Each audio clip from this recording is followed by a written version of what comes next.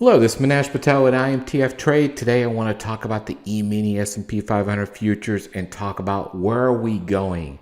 Last couple of days after the big drop, we have in the market that's gone up really drastically. And the problem now comes down to is where we're going to go. A lot of light volume that's going on because of the summer months.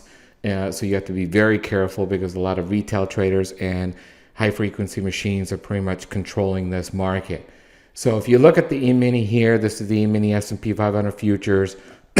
We have our CIMTF product, which is a simple product that just displays these lines. These are supply and demand lines, and that's all they are. And you could see basically here, we reached the top of the line right here, which is a resistance level right there.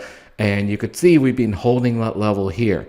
That's not a good sign at all. You had a big push movement up from the bottom where the markets did drop drastically last week, around 2.7% or so on the E-mini. And then we had a movement going up. You could see we went up. We held this line right there. That's your support here. We came here. In order for us to start a trend, you have to get above these lines here. And that's not happening at all.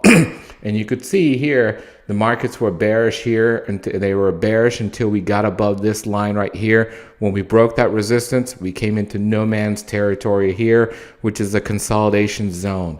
You could see we went from the bottom of that consolidation to the middle, kind of held this middle band here. Then we got to the top here. So this market will not go bullish trending going into the summer unless we break this level here at 42, 48, 50. We've held this level for a while, for a couple of days.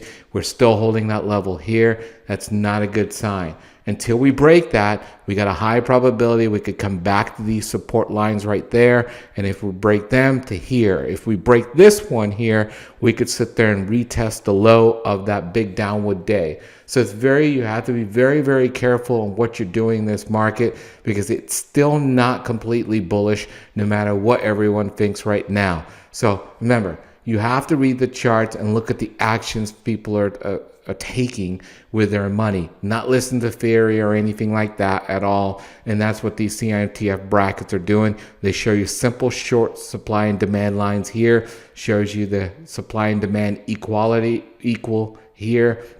And in order for it to be bullish trend, you got to get above that top bracket. In order to be a bearish trend, you got to get below that bottom bracket. So this is the consolidation zone that you're seeing. If you have any questions, you could email us at info@eiicapital.com.